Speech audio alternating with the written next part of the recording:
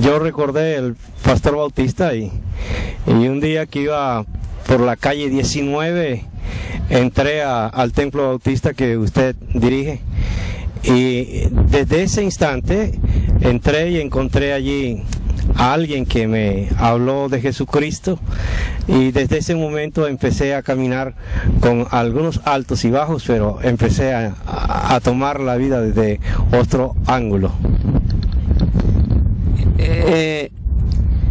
Es comprensible que después de una trayectoria de varios años, de una forma de vivir, acostumbrado a unas prácticas, luego dejar eso y cambiar a otra forma, eso no es fácil. ¿Cómo pudiste manejar esa situación?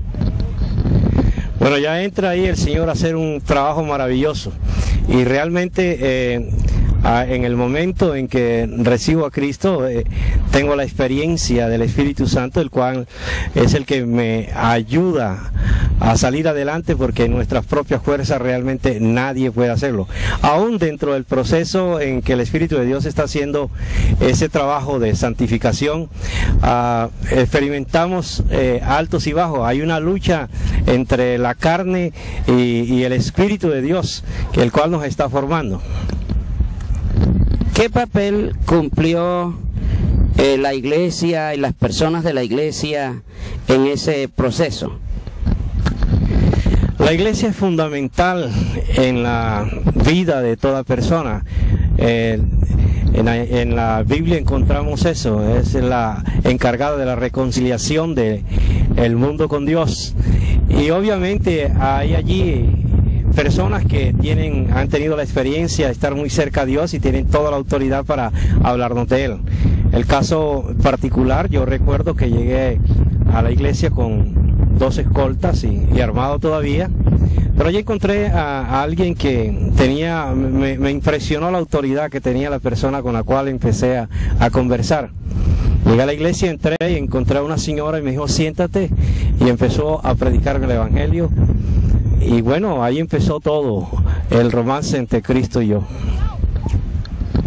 Muy bien, y la familia, ¿tenías un hogar en ese momento que comenzaste los caminos del Señor? ¿La familia cómo recibió ese cambio que comenzaste a dar?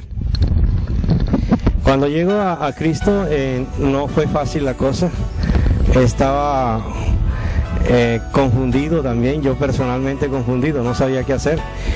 Entraba y salía a la iglesia, no es nada fácil, realmente comenzar la vida en Cristo es complicado porque todavía la carne está demasiado viva. Pues sí, tenía una familia, pero la familia lo tomó a mal y volví a estar solo nuevamente, y bueno, tomé la decisión de quedarme en Cristo Jesús y aquí estoy. Bueno, es interesante. ¿Hay algunos detalles que recuerdes muy fuertes sobre esa experiencia de dejar un pasado y comenzar una nueva vida? Algunos detalles de pronto muy concretos sobre esa experiencia. Sí, hay detalles tremendos. Yo recuerdo mucho que una de las últimas cosas que tuve era un reloj, un Rolex que me había costado $12,000, y estaba bastante escaso dinero y me tocó venderlo.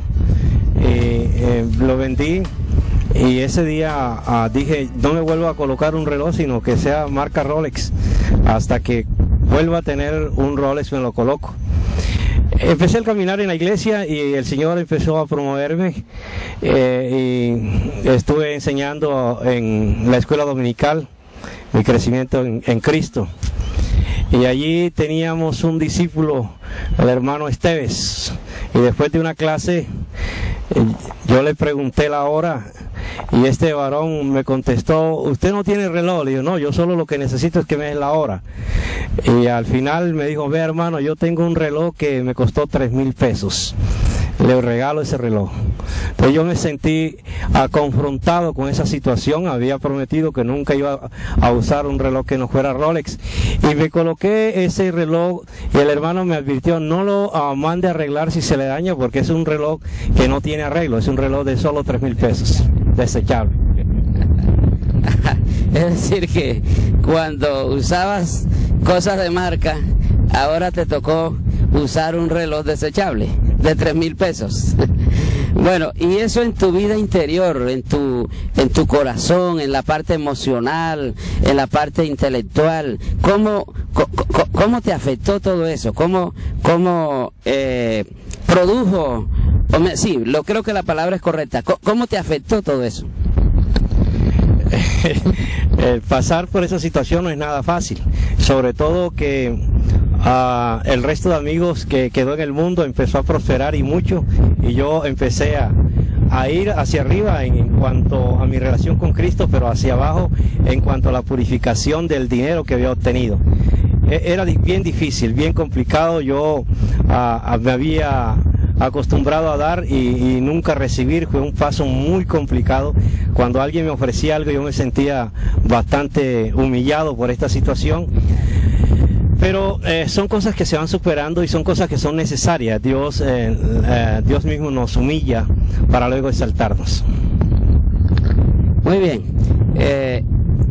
Hay algo también que me gustaría que ahondaras un poco, porque a veces hay personas que piensan que no necesitan la iglesia, que pueden salir a flote solos. Me gustaría que ahondaras un poco más sobre el valor de la iglesia en ayudar a las personas a salir de una situación difícil y entrar en una relación con el Señor. La Biblia lo expresa claramente. Esto que se produce es un nuevo nacimiento, y obviamente un bebé necesita de ayuda. Un bebé necesita de alguien que le dé el alimento, alguien que lo cuide, alguien que lo aliente, que lo ayude a caminar. Y si no está la iglesia, no sé dónde podríamos conseguir esa persona. Ahí hay un grupo de personas que ya han tenido la experiencia de haber pasado por situaciones como la que pasé yo, y ahí tuve realmente la ayuda que en este momento nosotros incluso estamos dando a otras personas que están entrando a la iglesia. Ok, y me hablaste de la situación del hogar, pero ¿qué pasó ahora con la familia extendida? Cuando tal vez ellos se dieron cuenta que tú te habías convertido al Señor, ¿cuál fue la reacción de los hermanos, del resto de familia? No fue nada fácil, pero tampoco hubo una persecución como tal, porque tenía un apoyo maravilloso que era mi madre. Así que eso ahondó la relación entre mi mamá y yo, y bueno, fue una gran bendición para los dos. Hoy somos grandes amigos, hoy conversamos casi a diario. El resto de gente está apartada, pero yo estoy seguro que cada uno de ellos va a llegar a los pies de Cristo, porque está dada la promesa: cree en el Señor Jesucristo y serás salvo tú y tu casa. Sí, Señor. Y hay gente que te conoció en Ibagué cuando llegaste, que andabas con guardaespaldas, gente armada, en toda esa vida, y luego al verte sin nada de eso, al ver un cambio, ¿qué impacto produjo en la gente que te conoció allá en el escenario, en el teatro, donde se dieron las cosas?